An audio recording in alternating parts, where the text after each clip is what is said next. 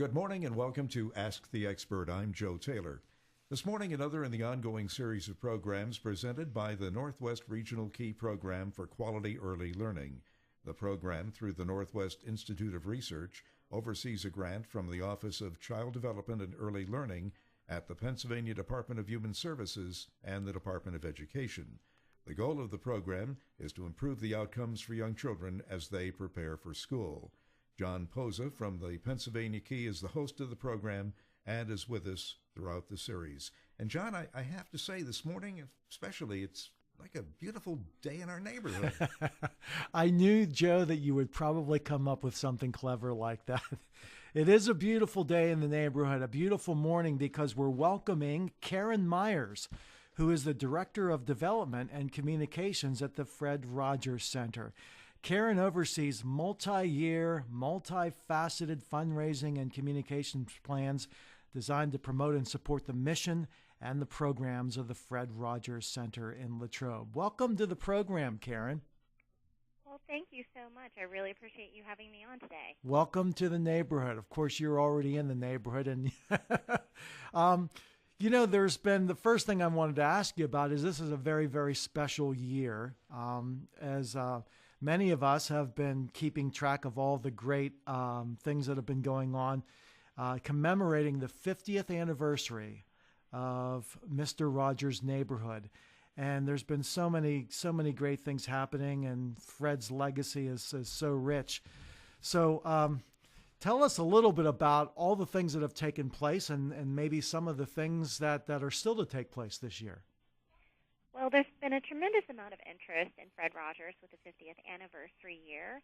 And on our end, we organized an event on February 19th, which was a viewing of the first national episode of Mr. Rogers' Neighborhood. And we followed that with a panel discussion, which was really fascinating to take a look at what was going on in the country and with young children back in 1968.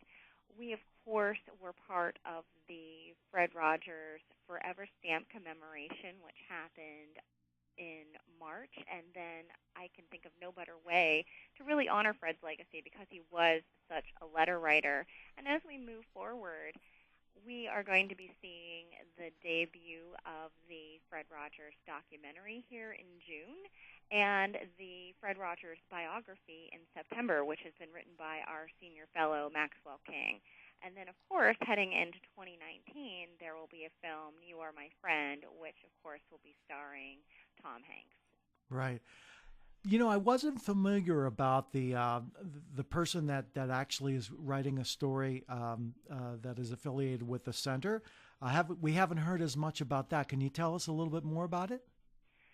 Yes, the Fred Rogers biography has been a project that's been in the works for about 7 years, and it is really going to be the first authorized biography of Fred Rogers, and it's called The Good Neighbor. It'll be out in September, and it is really sort of an in-depth look at Fred's life and work. A lot of research went behind it, a lot of interviewing of people that were close to Fred, people that he worked with, his friends and family members. And so this is really taking a look at Fred's life in narrative form. And so it's my understanding, and I haven't yet had an opportunity to preview the manuscript, but for those that have, they've been tremendously touched by the book. And so we're very excited to be a part of releasing that. And that'll be out through Abrams Books this fall. And we are planning a day here at St. Vincent College to commemorate the book release. Oh, that's fantastic. I'm sure his widow had a lot to do with that as well and was consulted on that. Fred just has just a wonderful history with helping young children. And, he also apparently, as I understand it, in the feature-length film that is going to be released, it's based on his real-life friendship with a journalist, Tom Janode. I hope I'm saying that correctly. Yes. But can you give us a little bit of a preview about maybe some insight on what the storyline is in that feature-length film? Well, it's my understanding that Tom was the writer assigned to cover Fred for the famous Esquire article that came out. And I guess at the time, he thought that it was going to be an assignment maybe that wasn't that exciting because, it was Fred Rogers, America's favorite neighbor, how Fred seemed kind of grandfatherly at the time. And Right. it turns out that they struck up a really strong friendship. So it was very transformational for Tom. And Tom has been at the center in the past and actually talked about that experience. And so it's really Tom's take on his relationship with Fred. So the idea that, Fred came to understand this idea of neighbor as anybody he was with at the time. And he believed that once you got to know a person's story, there wasn't anybody that you couldn't like. So he was very intent on getting to know people, the people around him, the people that he worked with, the people that even, chauffeured him from place to place when he was out doing promotion for Mr. Rogers' Neighborhood. So he was really somebody that really took the time to get to know people, and I think that's what touched Tom at the deepest level, and it really became almost like Fred was interviewing Tom instead of vice versa. Right. Well, what I remember most about watching Mr. Rogers with my young daughter was that he spoke slowly and clearly to the children in the TV audience. Today's kids as young as 3 are used to words, images coming at them rapid fire. How do you think Fred would have adapted to the way that children get information and entertainment today? Well, without having Fred here to consult on that question, in my opinion, I believe that he wouldn't have changed his style. Fred was rooted in the principles of child development. He studied child development. He worked with a developmental psychologist by the name of Dr. Margaret McFarland, who was really a pioneer in developmental psychology for young children. She was with the University of Pittsburgh at a time when Dr. Spock was also in Pittsburgh and Dr. Eric Erickson. So you had the three kind of best minds in child development Absolutely. at the time. And so when you think about Fred's approach, he was intentional. He was slow-paced because he wanted to draw children in. He wanted people to know when children would turn on the show that transition from the opening music to taking off his coat and sport coat and putting on his sweater and changing his sneakers was a transition time for them to sit down for their television visit. And if you notice, almost everything in Mr. Rogers' Neighborhood, aside from whenever they were going off to a visit somewhere, maybe like the crayon factory or to the bakery, all of that stuff was really done in one take. And if there was a mistake, oftentimes Fred left it in because he wanted children to know that it was okay to make a mistake. So everything about the show was designed to be intentional. It was designed to address the inner drama of childhood from the perspective of Fred trying to deeply understand the issues that young children were working through. And so I don't think Fred would have adapted his style. And in fact, I think if Fred were still around today, we might see a lot of people sort of hearkening back to some of the things that he did, because when you think about it, really there's never been another tremendous children's television host beyond Fred Rogers. And it's not just because Fred was a host. He was Fred Rogers through and through. So Mr. Rogers was not a character for him. It was an extension of who he was and the way he served young children. So true. We're talking with Karen Myers, the Director of Development and Communications at the Fred Rogers Center at St. Vincent's College in Latrobe. And I want to go back to the first show. I know that you had mentioned that when it debuted in 1968 and you had a showing of it and had a panel discussion. 1968, that was a really, really kind of vulnerable time in our country's history. And I wish I would have had the opportunity to see the show and the topics. But can you tell us a little bit about that show in particular and how that show would play in today? I can absolutely sort of delve into that theme week. Fred was somebody who programmed around themes, and really since this was the first sort of national episode, there were children that had viewed Fred and Mr. Rogers' Neighborhood on WQED. And WGBH in Boston was also an early adopter of Mr. Rogers' Neighborhood. So there were some children that were already familiar with Mr. Rogers' Neighborhood, Right. but this was the first time that it was going out to a larger audience. And so some of the things that Fred did was attend to the idea of change. And so he addressed the changes to the set, knowing that some children had seen him before and things looked a little bit different because they had changed a couple things to go to a national audience.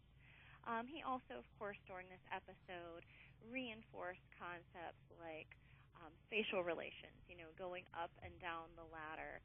And interestingly enough, he talked a lot about change. And so the interesting thing in the first episode, of course, Lady Elaine had made a whole bunch of magical changes throughout the neighborhood of make-believe, and King Friday was very, very irritated about it. And, of course, Daniel says this phrase that is absolutely tremendous. He says, "It's the people that make the place." And I think that was an early lesson to children. And, of course, as that week progresses, King Friday by Wednesday is more and more irritated with the magical changes, and he wants to build a wall, interestingly enough.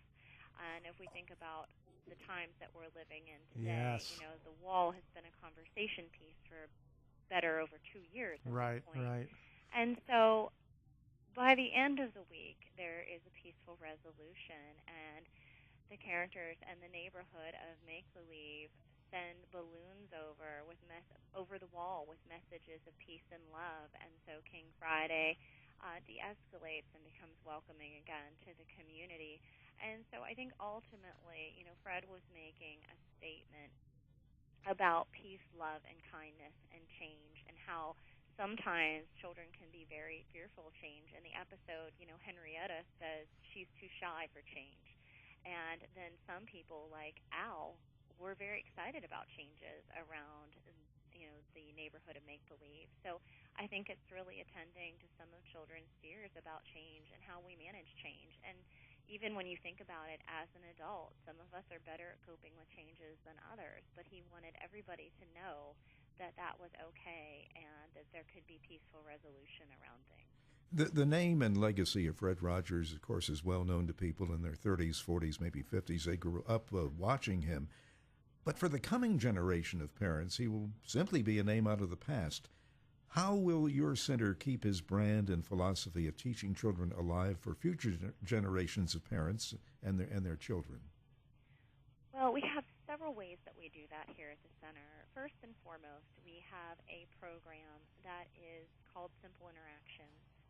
And it's rooted in the idea that Fred believed that every child needed at least one developmental relationship, and whether that was from a parent, a caregiver, another family member, children learn and grow best when they have a strong relationship with an adult. And so what we do within that program is we go into a variety of child-serving organizations and places. We've been in orphanages in China. We've been in child life departments in children's hospitals. We've been working with states on early language literacy programs. We've been in early child classrooms. We've been in after-school programs. And what we do is we record video examples of child-serving professionals really connecting with a child and having that deep relationship. And then we edit those videos and we take them back to that community of learners and we talk about what they were doing there with the idea that as you recognize somebody doing something well, they're a lot more likely to do more of it. And what we found is it's a tremendous tool for improving systems of child care without it being an evaluation. It's only highlighting the good things that people are doing, and then there's that natural tendency to uplift and empower educators through this process. So it's called Simple Interactions because it's really based on that day-to-day relationship with a young child. We also do work, much like Fred did, in media, and so we look at how media can educate, uplift, and empower young children, and how it helps them form developmental relationships. Fred often said that we give meaning to technology. And so, a computer can teach you how to spell the word hug, but it can't necessarily give you the joy of giving or receiving one. And so I think what we always have to remember in the digital age is there are people behind the technology. And so what we try to do is make sure that relationship is always factored in there with young children, and that we're really using technology in ways that helps children thrive. Absolutely. Oh, fantastic stuff. Hey, Karen, I wanted to ask you, Fred had some very, very popular shows where he brought musicians onto his, well-known musicians onto his program, and to talk to kids about music and introducing musical instruments for the first time. They were very, very popular, and music is such an important part of education. I guess through the center, you help guide what's you call the Neighborhood Music Visits program, which is a student-driven outreach program that fosters early childhood social emotional development through the arts. Can you tell us a little bit about how that program works? Yes, that program is really modeled off of Fred's visit with musical artists on the neighborhood. So I'm sure you'll remember everybody from Yo-Yo Ma to Right. Wynton Marsalis to Itzhak Perlman. And what Fred really did was sit down with these musical artists and talk to them about the way that music made them feel. He talked to them about persistence skills and how much they had to practice and the ways that they developed as a musician, because Fred really believed that it wasn't important necessarily to teach children how to play an instrument by these introductions to music, but it was important to show children artists that loved what they did, and therefore it was inspiring to the children. And so he talked a lot with these musicians about social emotional development when they were young children in terms of how the music made them feel, if they played happy music, sad music. So what we do is we go out into early childhood classrooms, preschool programs, community library programs for children and families, a variety of early childhood settings really within the community, specifically also looking at communities that may be a bit more underserved. And we go out and we have a student host and a student musician, and they really model that visit much like Fred did. So they talk about things like how long did it take you to feel like you became a better musician? What type of music would you have played when you were happy? What would you play when you were sad? They talk to children about times that they had to learn something through repetition, that they had to practice, or maybe they started doing something and they weren't that good at it, and then they eventually became much, much better. And it's really powerful when young children see somebody who is, 18 to 22 years old, and they say, it took me 10 years to sound really good at the violin. And, of course, naturally, when you're a young child, you think, oh, this person's so old. Yeah. But, of course, they get to see how these students love music, and they talk about the emotion behind the music. And I think that's what really makes this program powerful. And, of course, we've got some wonderful video clips of their different interactions in a variety of settings, and it's really tremendous to see the joy that that program brings to our community. Now, I know that you use students, music students from St. Vincent's in that project, in that program. Is this something that you basically are offering as an outreach to any school that would be interested, or would they have to sort of like work with another local university that has a music program? How exactly can that be set up? Well, this is designed within our local community that people can come to us with a request if they would like a music visit. We are also in the process of creating this as a model program, so we've been able to take this approach to other schools and teach them how to do this. So if it's something that they want to do within their own communities, that they would be able to do this. So this was really designed. We started it as a simple pilot, but we really had the idea in mind that we wanted to create it as a model program, that it was something that could be replicated within different communities, across the state and across the country. If I can, I'm gonna put you on the spot a little bit here with two questions. I think you may have given me the answer to the first, but I'll ask it anyhow. Could a TV show like Mr. Rogers' Neighborhood make it on television today, in your opinion? Interestingly enough, Fred was asked once upon a time if he thought Mr. Rogers would have been produced. And this is, of course, back, I think, in the early 90s. And, of course, he didn't believe that it would have been produced at the time. But I will stand on one thing. I think what Fred brought to the table was a high level of quality. And in today's age of rapidly moving television, bright colors, I've said it's almost somewhat psychedelic when you see some of the programs out there for young children. Fred brought a qualitative element that I really think that has been hard pressed to match. And so I think that if Fred's show were to be made today, interestingly enough, I think it would have followed a similar trajectory, starting out at the local level and then becoming more of a national opportunity to engage young children. But I think as long as there is an opportunity for educational television to be valued in this country, you will see people who want to try to work in Fred Rogers' footsteps and learn from his example. And also, what children's TV shows on today do you think Fred would have approved of? Well, as you're probably aware, there is the Fred Rogers Company, which just recently changed their name to Fred Rogers Productions this week, and that is really his production company, which was Family Communications from back when he was producing, and they make high-quality children's programming for PBS, and they have shows like Odd Squad, which is focused on STEM and STEAM curriculum, Peg Plus Cat, which again is sort of heavy on the math and STEM element, and then they have shows like Daniel Tiger's Neighborhood, which is really introducing young children today to Daniel's family. So this is the next generation that we're looking at, and that's how I think Fred has maintained a presence in today's households.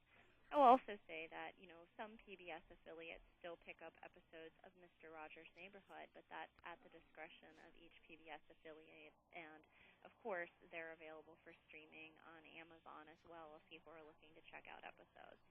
Just out of curiosity, the original national episode in '68, is that available? Will that be on PBS, or is that available to someone to download in some place? That episode is currently not available. It is accessible for research purposes here at the Fred Rogers Archive. One of the great things that we have here at the Fred Rogers Center is over 18,000 items related to Fred Rogers' life and work.